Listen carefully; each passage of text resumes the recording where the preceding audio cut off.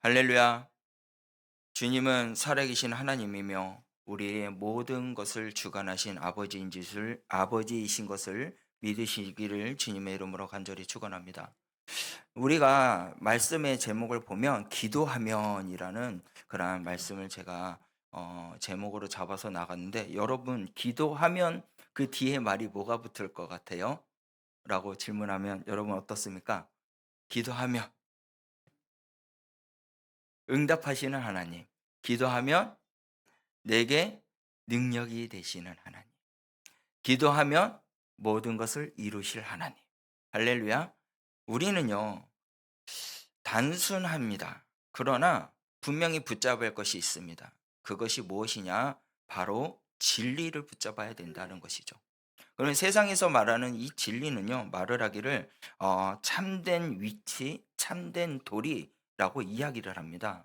그러나 우리 주 예수 그리스도를 마음에 모시고 삶을 사는 자들의 진리는 무엇일까요? 그것은 곧 우리 주 예수님인 줄 믿으시길 바랍니다. 우리 말씀을 한번 보면요, 요한복음 14장 6절 말씀에 가서 보면 뭐라고 말씀하시는지 아십니까? 예수께서 이르시되 내가 곧 길이요 진리요 생명이니 나로 말미암지 않고는 아버지께로 올 자가 없느니라 라고 말씀합니다. 여러분, 처음에 예수께서 말씀하시는데 뭐라고 합니까? 내가 곧 길이요 또 진리요 생명이라고 말씀하고 계십니다. 예수님께서는 우리의 길인 줄 믿으시길 바랍니다. 예수님께서는 우리의 진리인 줄 믿으시길 바랍니다. 예수님께서는 우리의 생명인 줄 믿으시길 바랍니다. 그 예수님을 믿는 자가 복, 진리를 아는 자가 되는 것이에요. 그러면 그 진리에 대해서도 또 뭐라고 말씀하신지 압니까? 17장 17절 말씀입니다. 요한복음 17장 17절 말씀에 가서 보면 그들이 진리로 거룩하게 하옵소서. 아버지의 말씀은 뭐라고요? 진리. 할렐루야. 아버지의 말씀이 뭐라고요? 진리입니다. 그리고 나서 여러분 1장 14절 말씀에 가서 보면 뭐라고 말씀하는지 아십니까? 말씀이 육신이 되어라고 말씀해요. 말씀이 육신이 되어 우리 가운데 어떻게 요? 거하심에. 말씀이 곧 예수님인 줄 믿으시길 바랍니다. 그 아까 17장 17절 말씀에 가서 보면 아버지의 말씀은 진리라 그랬죠. 그러면은 요한복음 1장 14절 말씀에 가서 보면 뭐라 합니까? 말씀이 육신이 되어 우리에게 거하심에. 아버지의 말씀이 육신이 되어 이 땅에 오신 분이 누구예요? 예수님이시라는 거예요. 그 예수님을 붙들고 그 예수님과 함께 나가는 자는 진리 가운데 있다라는 거죠. 그 진리이신 예수님을 믿고 의지하는 자에게는요, 은혜와 진리가 충만하다라고 말씀합니다. 은혜와 진리가 충만한 자가 되기를 원하십니까? 예수님과 함께하는 자가 되셔야 된다는 것이에요. 예수님과 함께 동행하는 자가 돼야 은혜가 있고요, 충만함이 있고요, 그 진리가 우리의 길을 어떻게 요? 인도해 준다는 거죠. 누가요? 우리 주 예수님께서 길을 인도해 주신다는 사실입니다. 그렇다면 저와 여러분들이 그 진리 가운데 은혜가 있고 충만한 자가 되었다면 우리가 무엇을 해야 되냐? 기도하는 자가 돼야 된다라는 거죠. 그러면 여러분들 많은 사람들이 기도하면 무엇이 되겠다, 기도하면 어떻게 되겠다, 이런 마음도 있을 것입니다. 근데 보통 어떤 사람들도 이런 마음을 가진 이렇게 마음의 소리를 하는 사람이 있어요. 기도하면 무엇이 일어납니까? 기도하면은 뭐가 달라집니까? 기도하면은 상처가 사라집니까? 아픔이 사라집니까? 내 몸에 병든 것들이 고침을 받습니까? 배신하는 사람들이 있는데 그 배신한 사람들 돌아오고 용서하는 마음이 있습니까? 문제가 해결됩니까? 라고 말하는 이들이 있을 수 있어요. 여러분들은 이 제가 방금 말한 것 중에 그렇게 말한 사람이 있습니까? 기도하면 뭔 소용이 있어요? 뭐가 달라져요? 지금까지 여태까지 기도했는데 바뀐 게 뭐가 있습니까? 라고 말하신 분 계십니까? 여러분, 이렇게 말하는 사람들 가운데서 시편 55편에서는요, 뭐라고 말하고 있냐면 기도하라, 솔직하게 하라 라는 거예요. 솔직하게 말하라. 여러분, 기도는요. 제가 이 시편 55편 말씀을 보면서 어 계속 생각하고 그리고 묵상하면서 제 마음 가운데 온 것은 기도하면요. 현실은 바뀌지 않는다라는 거예요. 현실은 바뀌지 않는 거예요. 그러나 기도하면 하나님이 개입하시고, 기도하면 내 마음을 붙들어 주시고, 기도하면 결과가 달라진다는 사실을 믿으시길 바랍니다. 현실은 바뀌진 않아요. 그런데 기도하면 하나님이 나를 붙들어 주시고, 기도하면은 어떻게 요? 내 마음을 붙들어 주시고, 그리고 결과는 달라지게 된다는 거죠. 그래서 오늘 말씀을 통해서 저와 여러분들이 하나님께서 어떻게 개입을 하시는지, 어떻게 우리들의 마음을 만져주시는지, 붙들어 주시는지, 어떠한 결과가 일어나게 되는지, 그 결과가 어떻게 달라지는지 함께 나누면서 알아가기를 원합니다. 여러분, 무엇을 어떻게 기도해야 하는가? 우리가 많은 분들이 기도를 할 때 어떻게 기도해야 되는가 생각하는 분들이 많이 있는데요.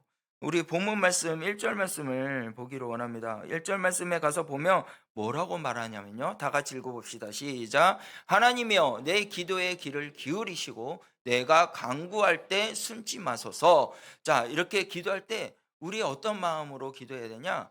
3번절 말씀에 하나님이여 내 기도를 귀를 기울이시고 라는 마음가짐을 라고 기도하라는 거예요.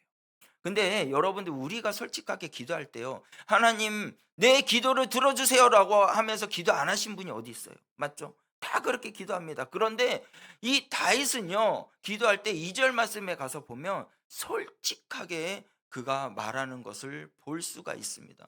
뭐라고 기도하냐? 우리 내게 어떻게요? 굽히사 응답하소서. 내가 근심으로 편하지 못하여 뭐 한다고요? 기도를 할 때 탄식했다라는. 그냥 중얼중얼 기도한 것이 아니라 탄식했다라는 거예요. 우리가 어떻게 기도해야 되냐? 주님 앞에 탄식하는 기도가 있어야 된다는 거예요. 그 탄식의 기도, 그 탄식의 기도로 통해서 그는 뭐라고 했냐? 솔직하게 모든 것을 고백을 하는 거예요. 그에게 고백 소리가 뭐하고 나왔냐면요. 이제는 나를 어떻게요? 붙들어 주시고, 그리고 사망의 위협에서 두려움의 곳에서 나가 떨고 있습니다. 하나님 나를 도와주세요. 라고 고백하고 있어요. 4절 5절 말씀에 가서 보면 그렇게 말하고 있습니다. 그렇게 나는 두렵습니다. 나는 떨립니다. 나는 힘듭니다. 그런 그 두려움에 떨림에 내가 공포에 왔사오니 그렇게 말을 하면서 6절에서부터 8절 말씀에 가서 보면 뭐라고 말씀하는지 아십니까? 우리 다 같이 읽어봅시다. 6절에서 8절 말씀입니다. 나는 말하기를 만일 내게 비둘기같이 날개가 있다면 날아가서 편히 쉬리라. 내가 광야에 머무리로다. 내가 나의 피난처로 속히 가서 폭풍과 강풍을 피하리다 하였도다. 아멘. 다윗의 기도를 가만히 들여다 보니까요. 나는 지금 무섭고 떨린데요. 너무 힘들어요. 그런데 지금 제가 하나님 앞에 구하는 것은요. 비둘기처럼 저를 날개가 있으면 좋겠어요. 지금 이 두려움 상황 가운데 내가 날개를 달아가지고 헐헐헐헐 날아가가지고 그래서 멀리 날아서 그 강야에 머무르고 그래서 그 피난처가 되어가지고 속히 그 강불 속에 내가 피하는 자가 되기를 원해요 라고 솔직하게 고백하고 있어요. 여러분들 다윗이 두려운 사람이었을까요? 두려움이 있는 자입니까? 무서움이 있는 사람일까요? 아니에요. 그는요 믿음이 있는 사람이었습니다. 그는요 어렸을 때도요 자기보다도 100배로 큰 골리앗을 어떻게 해요? 믿음으로 나아가 만군의 여호와의 이름으로 나가서 골리앗을 물리친 믿음의 그러한 장수였어요. 그 어린 나이에서도. 그런데 이 나를 믿었던 그 사람의 배신으로 인해서 그가 두렵고 떨린 마음으로 그리고 하나님 앞에 막 피를 토하는 기도를 하면서 뭐라고 솔직하게 고백하고 있냐면요. 그 믿음에 있던 그 사람이 하나님과 함께 했던 그 사람이 말을 하기를 다윗이 고백하기를 내가 날개가 있기를 원합니다. 지금 이 상황을 피하기를 원합니다. 강야에 머물기를 원해요. 강풍 속에 그래 내가 진짜 피하기를 원합니다.'라고 하면서 고백을 하고 있어요. 우리의 기도가요. 이런 기도가 돼야 된다는 거예요. 솔직하게 하나님 앞에 내 마음 가운데 있는 솔직한 기도가 돼야 된다는 것이죠. 다른 사람이 있다고 해서 그 사람들을 의식하면서 기도하는 사람이 되지 말라는 거예요. 내 심정에 있는 마음을 주님 앞에 드려라라는 거예요. 여러분들 기도하실 때요. 남을 의식하지 마세요. 다른 사람이 내 기도를 들어서 어떻게 평가하냐 그런 생각하지 마시라는 거죠. 자, 예를 들어서요. 정말 내가 어려움에 처했습니다. 힘듦에 처했어요. 이제 다윗과 같은 그런 두렵고 떨린 마음으로 막 몸이 아프고 힘든 상황에 놓여 있습니다. 그러면 여러분 어떻게 하시겠어요? 내 속에 있는 상황의 모든 것들 솔직하게 주님 앞에 토하지 않겠습니까? 탄식하며 기도하지 않겠습니까? 다른 사람 주변에 있는 사람이 뭐가 중요해요?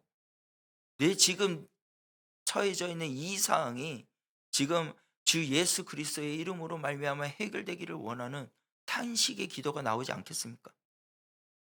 여러분들 그러한 기도가 우리의 마음 가운데 나타나야 된다는 것이죠. 여러분 기도하실 때 어떻게 기도합니까? 체면을 챙기면서 기도하셔요? 여러분 눈물 나면은 눈물 흘리면서 기도하시길 바랍니다. 아픔이 있으면 아픔을 다 주님 앞에 토로하고 그리고 막 피를 토하는 기도를 하시라는 거예요. 예수님께서도 기도하실 때 어떻게 기도하셨어요? 땀방울이 핏방울이 될 정도로 기도하셨어요. 그러한 기도가 우리에게 있으면 여러분 아무 염려가 없다라는 것이죠. 또 기도하면요. 문제를 정확히 하나님께 올려드려야 된다는 거예요. 내 상황이 어떤지. 그 문제를 정확하게 올려야 됩니다. 다윗은요. 상처가 너무 깊었어요. 자 13절 14절 말씀 한번 볼까요? 13절과 14절 말씀에 보면요. 뭐라고 말씀하는지 다 같이 보겠습니다. 그는 곧 너로다. 나의 동료, 나의 친구요, 나의 가까운 친구로다. 우리가 같이 재미있게 의논하며 무리와 함께하여 하나님 집 안에서 다녔도다. 아멘. 다윗이 상처가 왜 깊었냐면요. 그냥 정말 모든 것을 이야기하고 아낌없이 다 이렇게 이야기했던 동료, 또 친구, 그러니까 가까운 친구. 13절에 그렇게 말하고 있잖아요. 그렇게 고백했던 그가 함께 이야기하고 같이 함께하고 동역하고 그리고 하나님의 집에 같이 다니고 기도했던 그 자가 어떻게 했냐면 나를 아프겠다는 거죠. 나를 배신했다라는 거예요. 여러분 배신한 사람이 있다면 나를 배신한 사람이 있다면 여러분 용서가 됩니까? 원수보다 더 아픈 것이 뭐냐면요. 가장 가까운 사람이 배신하는 거. 여러분한테 그런 경험이 있나요? 오늘 지나가다가 라디오 뉴스를 들었는데 10대인 학생이 막 화가 나 가지고 막 소리를 지르다가 그 분에 못 참아 가지고 칼을 들고 엄마를 찌르고 동생을 찌르고 형도 찌르는 일이 일어났어요. "왜 그랬는가?" 하고 경찰이 물어봤는데 자기 핸드폰을 뺏어서 그랬대요. 너무 안타까운 소식이죠. 그러면은 그 찔림을 당한 가족들은 마음이 어땠을 것 같아요? 정말 믿었던 애지중지하게 키웠던 아들인데 배신을 한 그런 마음이 있지 않나요? 배신, 배신감이 들고. 그런데도 불구하고 부모는 그리고 그 형제들은 자기에게 그렇게 손부림하고 막 악하게 했던 사람인다 할지라도 어떻게 했냐? "감옥에 넣지 말아 주세요."라고 이야기했대요.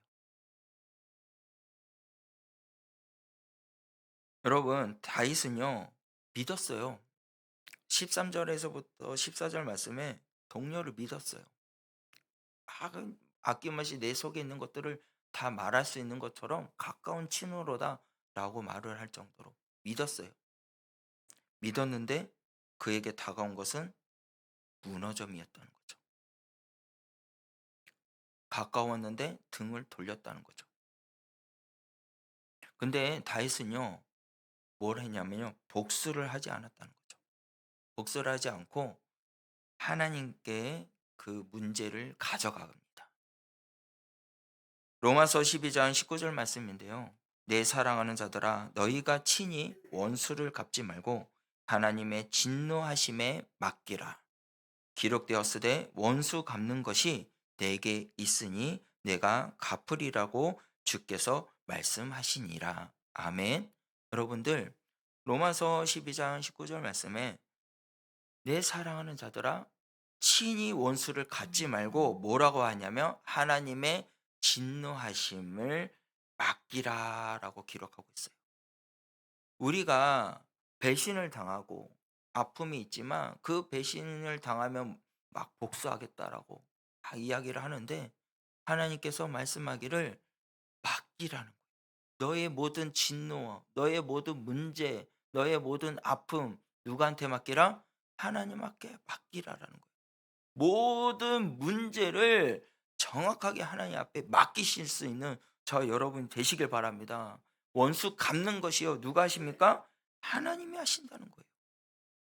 여러분 기도는요 감정으로 막 폭발하면서 나올 때가 있거든요. 그런데 이 감정을 폭발하는 것으로 나아가는 것이 아니라 우리가 기도는 나의 문제를 주님 앞에 올려드릴 때 은혜가 있어요. 나의 문제를 주님 앞에 드렸을 때 하나님이 그 문제를 해결해 주신다는 거예요. 그래서 여러분들 그 아픔과 힘듦과 어려움에 모두 문제가 있다고 할지라도 내가 하려고 하지 말고 주님께 모든 문제를 드릴 수 있는 그런 기도자가 되시기를 주님의 이름으로 간절히 축원합니다. 여러분 주기초 목사님 잘 아시죠? 이제는 신사참배를 하지 않게 하기 위해서 이제 옥중에 있으면서 기도하는 기도의 모습이 있었어요. 근데 그 기도의 모습에 보면요. 이 몸이 감옥에 있으되 주 안에서 자유롭고 이 육신이 쇠사슬에 매어 있으되 내 영혼은 하늘에 달립니다. 내가 견딜 수 있는 것은 오직 주님의 은혜입니다. 오 주여 나를 불쌍히 여기소서 이 땅의 교회가 무너지지 않게 하옵소서라고 고백을 해요. 이 기도 속에 가만히 들여다보면요. 자기의 자신에 있는 문제, 어려움 이것을 먼저 기도한 것이 아니라 나라와 민족을 위해서 먼저 기도했다라는 거예요. 이 모든 문제, 이 모든 것들을 교회가 무너지지 않게 하여 주시옵소서라고 기도했다라는 거죠. 또 뭐라고 기도한지 아십니까? 나는 지금 사망의 그늘의 아래 있습니다. 내 안에 생명의 빛이 가득합니다. 고문으로 내 살이 찢지만 주의 그리스도의 사랑은 내 마음에 덮습니다. 주님, 내 자녀들을 우리 교회 성도님들을 지켜주소서. 내가 이 길을 가는 것이 헛된 일이 아니라 그들이 알 수 있도록 주의 사랑으로 덮어주소서라고 기도하셨어요. 여러분, 아픔과 현실의 문제 속에 있다 할지라도 주님 앞에 드리시길 바랍니다. 주님 앞에 모든 것을 드렸을 때 주님이 그 기도를 들어주시고 다른 사람이 다 알게 하시고 주의 길을 걸어갈 수 있도록 주님이 붙들어 주심을 믿으시길 바랍니다. 그리고 그의 부인 오정모 사모는요. 이제 남편이 주기조 목사님이 나올 때 당신은 피 흘림이 있습니까? 다시 그 피 흘림 위에서 다시 들어갈 준비를 하십시오. 라고 이야기를 하는 거예요.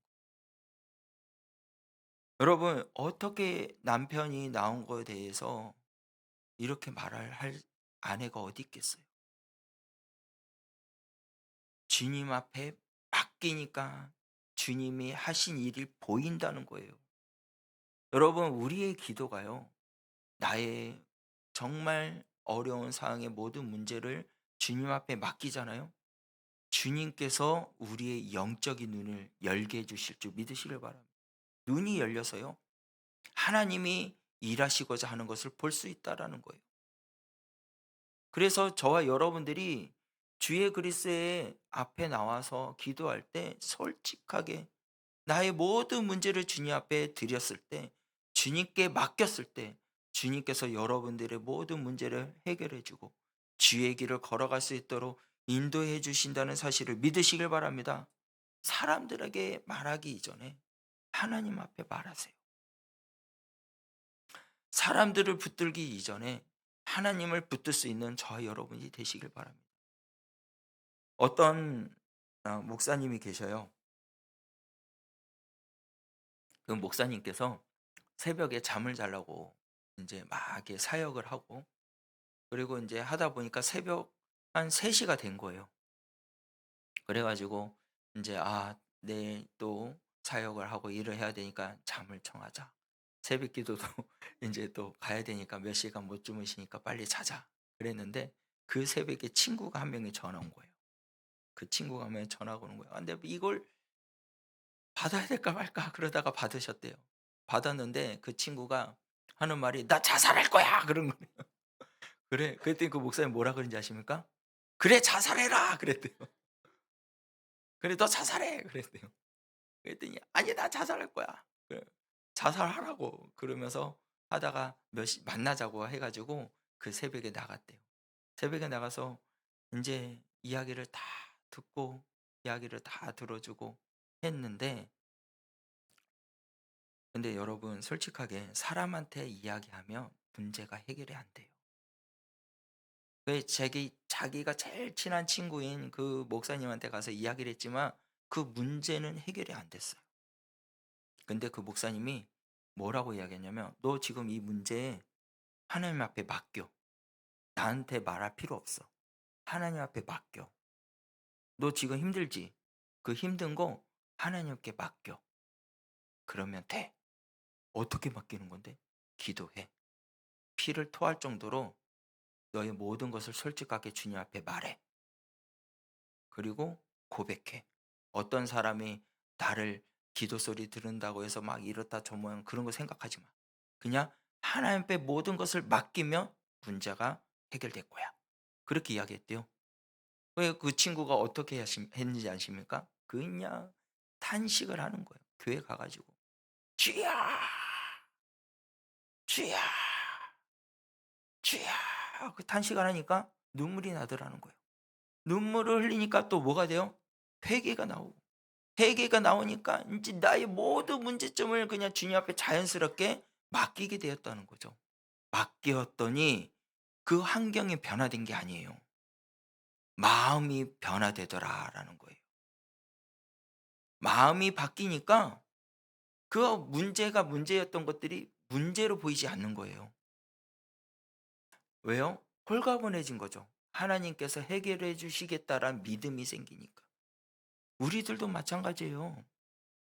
여러분들 문제 있어요. 문제 없는 사람이 어디 있겠습니까? 다 있죠. 각자의 자리에서 어려운 자리가 분명히 있습니다.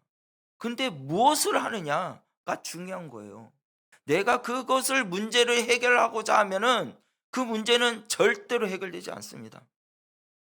그러나 진짜 그 문제가 해결할 수 있는 이는 우리 주 예수 그리스도밖에 없다는 사실을 믿으시길 바랍니다.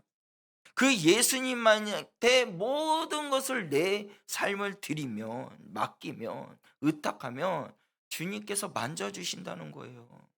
아픈 분이 계십니까? 자녀들의 문제가 있습니까? 여러분들이 해결되지 않는 그런 일들이 있습니까? 그러면 주님 앞에 맡기세요. 주님 앞에 맡기면 어떻게 해요? 이루어진다는 거죠. 그렇다면 우리가 기도하면 중요한 것이 있어요. 뭐냐면 지속적으로 기도하라는 거죠. 지속적으로. 16절 17절 말씀에 가서 보면요. 나는 하나님께 부르짖으리니 여호와께서 나를 구원하시리로다. 라고 하면서 17절 말씀 다 같이 읽겠습니다. 시작.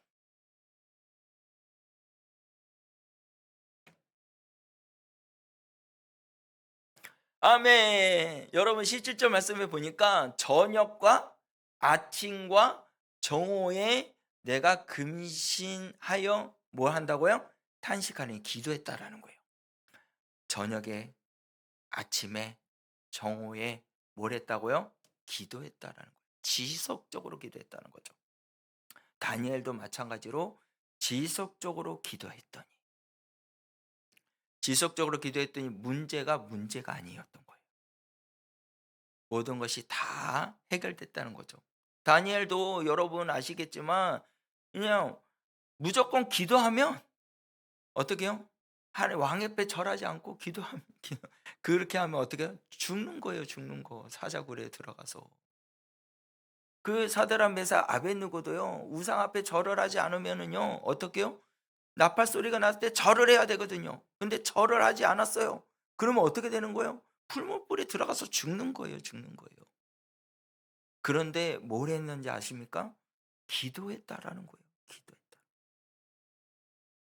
내 이 죽음을 하나님 나 살려주세요가 아니라 내가 우상 앞에 절하지 않게 해주세요. 예루살렘 향해서 기도했더니 사자굴에 들어가서도 하나님께서 어떻게 해요? 보호해 주신 은혜가 있다는 거죠. 다윗도 마찬가지예요. 다윗도 오늘 17절 말씀에 보니까 저녁과 아침과 정오에 뭘 했다고요? 근신하여 탄식했다, 기도했다라는 거예요. 기도했더니 뭐라고 말합니까? 여호와께서 내 소리를 들으시리로다. 할렐루야. 지속적으로 기도하라는 거죠. 그래 말씀에 보면요. 데살로니가서 전서 5장 17절 말씀에 쉬지 말고 기도하라라고 그래요. 이것이 하나님의 뜻이에요. 그리고 예수님께서도요. 누가복음 22장 말씀에 가서 보면요. 39절과 40절 말씀에 예수께서 나가서 습관에 따라 감난산에 가심에 제자들을 따라갔더니 그곳에 이르러 그들에게 이르되 유혹에 빠지지 않게 기도하라 하시고 기도는 하며 올라가셨다라는 거. 봅시다. 예수님도요. 습관에 따라 감난산에 올라가서 기도하셨어요. 하나님이신 그 예수님도 어떻게요? 습관에 따라 기도했다라는 거예요. 그러면 하나님을 믿는 우리들이 어떻게 해야 돼요? 기도하는 자가 돼야 된다는 거죠. 지속적으로 멈추지 말고. 외국의 학교가 기독교 학교거든요. 기독교 학교인데 이게 학교가 이제 문을 닫게 생긴 거예요. 그래가지고 학생들이요. 어떻게 하는지 아십니까? 학교의 주변에 벽을 다 둘러서 가지고 손을 갖다 대면서 통곡의 벽처럼 손을 기대면서 학생들이 부르짖으면서 기도하는 거예요. 하나님, 우리 학교를 지켜주세요. 이 학교가 다시 일어나 하나님의 영광이 나타나는 학교가 되게 해주세요. 그렇게 울부짖으면서 기도를 한 거예요. 그때 SNS에서 그게 올라가더니 많은 사람들이 그걸 보고 지지하게 됩니다. 그리고 학교를 지키게 됐고 그 학교가 많은 그런 그리스도의 사람, 제자로 키워나가는 학교가 되었다고 해요. 여러분, 우리가 지속적으로 기도하는 자가 되어야 됩니다. 그러면 그 상은 여전히 해결되지는 않지만 마음이 바뀌어서 반드시 하나님의 뜻대로 이루어질 줄 믿으시길 바랍니다. 그리고 또 우리가 뭐 해야 되냐? 아까도 말했지만 맡기게 돼야 돼. 맡기라는 거죠. 내 짐을 여호와께 맡기라. 그가 너를 붙드시고라고 말씀해요. 아멘. 여러분들 22절 말씀을 봅시다. 22절 말씀에 가서 보면 뭐라고 말합니까? 내 짐을 여호와께 맡기라. 그가 너를 붙드시고. 할렐루야. 여러분들 내 짐을 여호와께 맡기라는 거예요. 맡기면 어떻게 해 주신다고요? 붙들어 주신다고 말씀하고 있어요. 다윗은 알고 있었죠. 여호와께 모든 것을 맡기니까 여호와께서 붙들어 주실 거라는 확실한 믿음이 있었다는 거죠. 그래서 의인의 요동함은 영원히 허락하지 아니하시리라. 여러분 큰 풍랑이 오더라도 흔들리지 않은 줄 믿으시길 바랍니다. 주님이 계시니까 주님께서 그 풍랑을 향해 잠잠하라 그러잖아요. 잠잠하여지죠. 그 사공을 하고 있던 모든 사람이 그가 누구이기에 그러면서 엎드려 절하며 경배하지 않습니까? 여러분들, 주님이 나와 함께 하시면 나의 모든 마음 가운데 풍랑이 있고 아픔이 있고 골리앗 같은 담이 있다 할지라도 그 모든 것을 해결해 주시는 분인 줄 믿으시길 바랍니다. 그래서 저와 여러분들은요, 뭐 해야 되니? 염려하지 말라라는 거죠. 베드로전서 5장 7절 말씀에 가서 보면 뭐라고 말합니까? 너희의 염려를 다 주께 맡기라. 이는 그가 너희를 돌보심이라 라고 말씀합니다. 주님이 우리를 돌봐주신 줄 믿으시길 바랍니다. 어때요? 주님 앞에 모든 것을 맡긴 자들에게 주님이 우리를 돌봐주신다고 말씀하고 있어요. 그래서 여러분, 기도하면 해결되는 것이 아니라 내가 해결되는 것이 아니라 하나님께서 해결해 주신 줄 믿으시길 바랍니다. 자, 그러면 기도를 했다. 그러면 응답을 받아야죠. 그러면 응답을 받기 위해서 우리가 분명히 알아야 할 것은 아까도 말했지만 1절 말씀에서 말했지만 하나님이 뭘 하신다고요? 개입하신다라는 거예요. 나를 대적하는 자에게 생명을 건져 주신다라고 말씀해요. 이 18절 말씀을 보면요. 한번 봅시다. 본문 말씀 18절 말씀입니다. 다 같이 읽겠습니다. 나를 대적하는 자 많더니 나를 치는 정쟁에서 그가 내 생명을 구원하사 평안하게 하셨도다. 아멘. 여러분, 18절 말씀을 보니까 나를 대적하는 자가 많이 있대요. 대적하는 자가 많이 있고 힘든데 나를 치는 그런 정쟁 가운데 있다라도 생명을 구원해 주셨다라고 이미 선포한 거예요. 정쟁 중인데, 죽을 위기에 놓여 있는데 수많은 군사들이 나를 둘러서서 나를 죽이려고 하고 있는데도 불구하고 다윗은 이미 하나님이 개입하신 것을 믿고 선포하고 있어요. 뭐라고 선포한지 아십니까? 나의 생명을 구원하셨다라고 선포해요. 여러분, 믿고 나아가시길 바랍니다. 하나님이 분명히 우리의 삶을 개입하고 계시고 우리를 만져주시고 인도해 주시고 그리고 어떻게 해요? 나의 생명을 구원해 주셨다는 사실을 믿으시길 바랍니다. 우리의 생명을 구원하신 이는 오직 우리 주 하나님밖에 없다는 것이죠. 그 하나님께서 붙들리면 우리는 살고요. 그 하나님께서 우리를 놓으면 우리는 죽어요. 여러분, 근데 하나님께서 우리를 놓으시는 분이실까요? 아니에요. 절대로 놓지 않습니다. 하나님 절대로 놓지 않는데 우리가 주님의 손을 놓는 거죠. 세상에 있는 것에 그러한 희락에 빠져서 주님의 손을 놓으니까 그의 마음 가운데 악한 영이 들어와 하나님을 부인하는 자가 되는 거예요.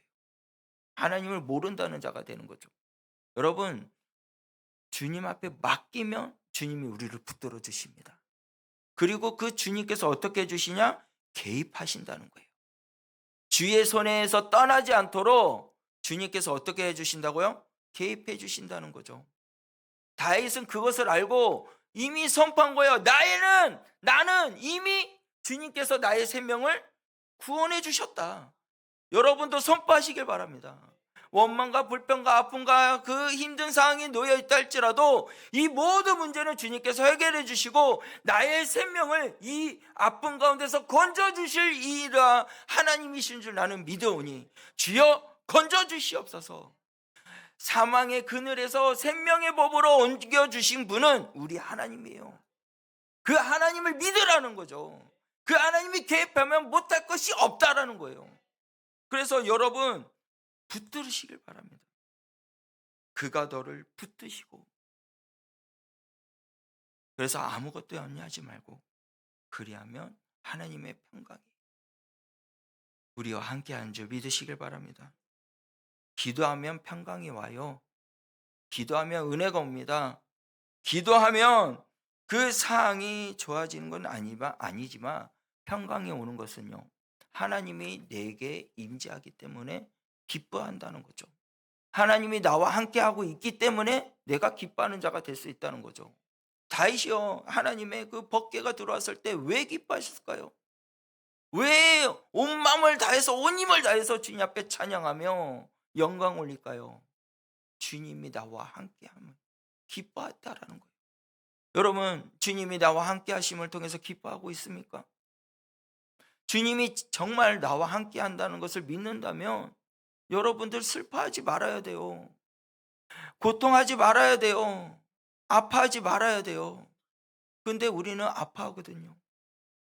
근데 우리는 원망을 하거든요. 여러분, 이 시간 기도하면 주님의 평강이 있는 줄 믿으시길 바랍니다. 기도하면 나의 문제가 모든 것이 해결될 줄 믿으시길 바랍니다. 그래, 여러분 상처 있어요? 배신하는 그런 사람들이 있습니까? 관계가 힘들어진 사람들이 있습니까? 여러분, 이제는 숨김없이 주님 앞에 다 고백하세요. 그리고 맡기세요. 그리고 지속적으로 기도하세요. 그리고 또 무엇을 해야 되냐? 하나님을 의지하는 자가 되시길 바랍니다. 23절 말씀의 마지막 말씀에 보면은 뭐라고 말씀합니까? 다 같이 마지막 23절을 읽겠습니다. 시작. 하나님이여, 피를 흘리게 하며 속이는 자들은 그들의 날에 살지 못할 것이라. 나는 주를 의지하리이다. 아멘. 분명히 이 기도의 결말은 무엇이냐면요, 하나님께서 들어주셨고요, 응답해 주셨는데 뭐냐면 그들이 파멸의 웅덩이에 빠진다라는 거예요. 나를 괴롭히고 나를 힘들게 하고 나를 두렵고 살이 찢기는 같은 아픔이 있는 그 상황 가운데 내가 주님 앞에 솔직하게 말을 하고 나의 모든 것들을 주님 앞에 맡기고 그렇게 기도하며 나아갔더니 주님께서 어떻게 해주셨냐? 파멸의 운동이로 빠지게 하셨다. 악한 영들은 파멸의 운동에 빠지게 하셨고 흔들리게 하여 속이는 자들은 그날의 반도 살지 못하게 했다라는 거죠. 근데 중요한 것은 다윗은 뭐라고 고백합니까? 나는 주를 의지하리이다. 주님을 의지하고 기도하라는 거예요. 여러분, 의지하고 기도하는 자에게는요, 결코 정죄함이 없습니다. 주님의 붙드심으로 통하여 제 사함을 받고 하나님의 영광 안에 거하는 자가 된 줄 믿으시길 바랍니다. 그래서 우리의 모든 문제는요, 주님을 붙들었을 때, 주님을 의지했을 때 해결되는 것을 믿으시길 바랍니다. 그래서 우리는 무엇을 해야 되냐면 기도를 멈추지 말아야 돼요. 눈앞의 상황을요, 마음이 눌리고 힘들어도 여러분들 뭐 해야 되냐? 원망하지 말고 주의 그리스도 앞에 나와 기도할 수 있는 여러분이 되시길 바랍니다. 우리 찬양팀도 앞으로 나와주세요. 그래서 우리들은 뭐하냐? 기도하고 마음을 뺏기지 않도록. 그리고 주님이 반드시 모든 것을 맡기는 자에게 도와주실 거라는 사실을 믿으시길 바랍니다. 그래서 잠시도 쉬지 않고 모든 것을 지켜주시고, 그래서 많은 모든 기도사항에 있는 그러한 기도하는 자들에게 역전을 시켜주시는 하나님의 은혜가 여러분 삶 가운데 일어나기를 주님의 이름으로 간절히 축원합니다.